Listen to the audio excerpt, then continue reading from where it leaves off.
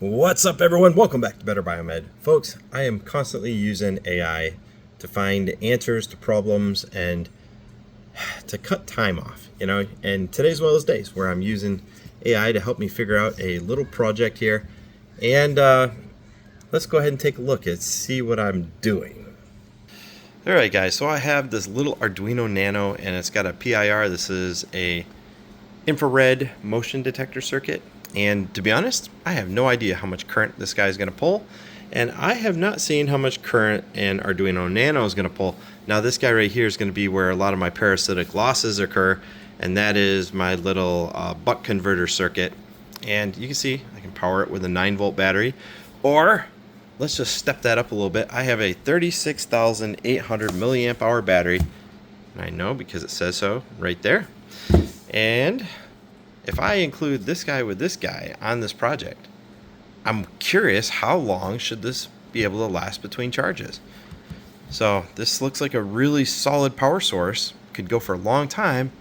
How long do you think that'll last? In comes AI.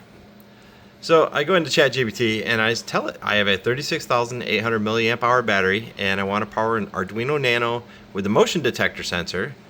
And it says, how long should the battery charge? And you can tell, I even typed it in wrong. I was going so fast.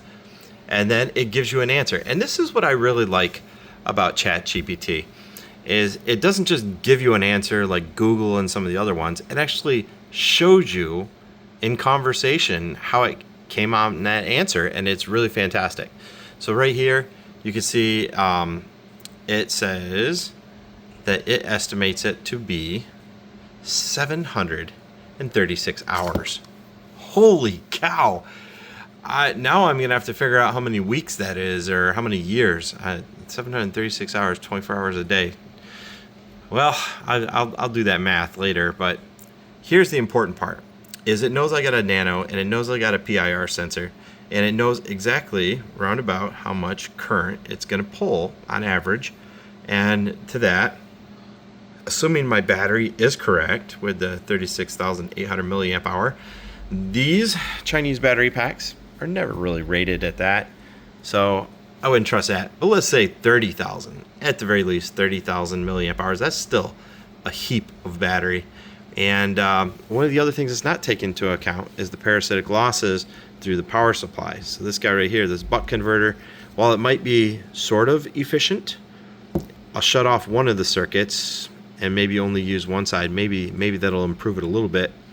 But I think the shutoff is too far down. It still is getting to the semiconductor's power. So I don't think that's going to help me anyway.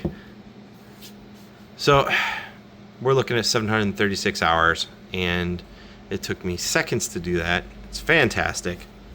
And now I know that maybe that is a little too much. Maybe 100 hours or something like that would be better. But if I could shrink the size of this guy down so that this project can be smaller, then that would be fantastic. Stay tuned, guys. I'm going to show you what I'm working on for this. I've always got some crazy ideas for products and stuff. And now that I'm working with Arduino, next I'm going to be telling ChatGPT that I want to program this guy right here. And it's going to write me the code for this PIR sensor, and it's going to be so cool. Anyway, thanks for watching, guys.